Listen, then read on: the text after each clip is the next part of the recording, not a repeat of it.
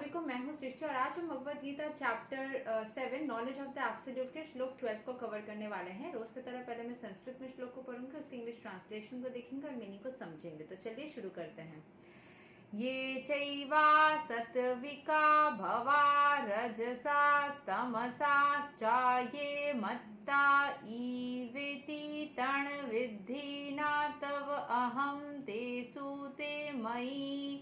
Know that all states of being, be they of goodness, passion, or ignorance, are manifested by my energy. I am, in one sense, everything, but I am independent. I am not under the modes of material nature, for they, on the contrary, are within me.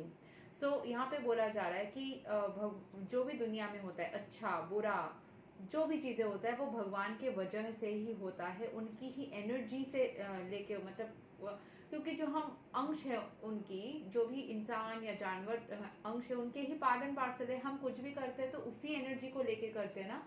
हमें energy कहाँ से मिल रही है? वो ईश्वर से ही मिल रही है।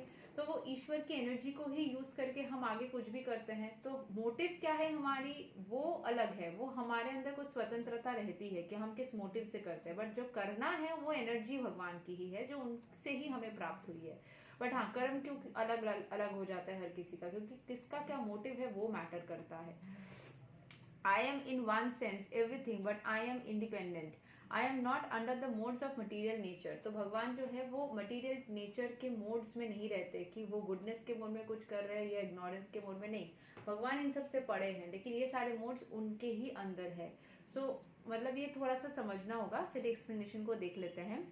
All material activities in the world are being conducted under the three modes of material nature. Although these material modes of nature are emanations from the Supreme Lord Krishna, जो material nature के modes निकल रहे हैं वो ईश्वर से ही निकल रहे हैं, उसकी energy, he is not subject to them. For instance, under the state laws, मतलब वो उनसे प्रभावित नहीं है। वो सारे energies ईश्वर से निकल रही है, लेकिन ईश्वर इन सब से प्रभावित नहीं है। ठीक है। For instance under the state laws one may be punished, but the king the law maker is not subject to the law. मतलब जिसने लॉ को बनाया है उसके ऊपर वो लॉ लागू नहीं हो रही है, बाकी सबके। वैसे तो सबके ऊपर लॉ लागू होती है, मतलब पुलिस के ऊपर भी लागू हो सकती है, बट हाँ जनरली पुलिस सिग्नल तोड़ करके चला जाता है तो उनको कोई फाइन नहीं देता, बट बाकी लोग तोड़ के जाएंगे तो उनको फाइन लगता है। पुलिस कहीं से भी चले जाते हैं, traffic police. Similarly, all the modes of material nature, goodness, passion, ignorance, are emanations from the Supreme Lord Krishna, but Krishna is not subject to material nature. Therefore, he is nirguna, which means that the gunas or modes, although issuing from him, do not affect him. That is one. उनसे ही सारी energies निकल रही है, उनसे वो सारे energies को कौन किस एनर्जी में खुद को वाइब्रेट करवाएगा, क्योंकि ये सारी चीज़ अवेलेबल है दुनिया में। जो भी चीज़ें अवेलेबल है दुनिया में उन सब चीज़ में भगवान की एनर्जी तो है।